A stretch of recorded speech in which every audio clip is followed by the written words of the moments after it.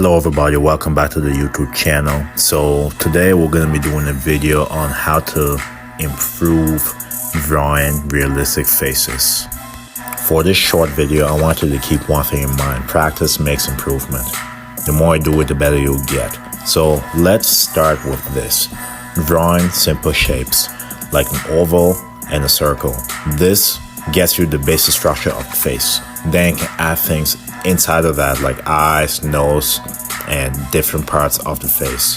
From here, what you do is practice. I promise you, over time you will see improvements. Another thing to consider when drawing realistic faces is keeping in mind proportions, making sure things are the right sizes and in the right places relative to each other.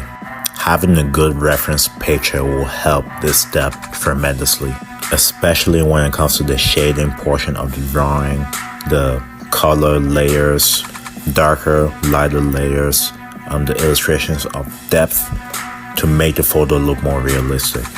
Now let's talk about lighting. The lighting can really make and break a drawing, and observing the right direction, the intensity to the reference photo.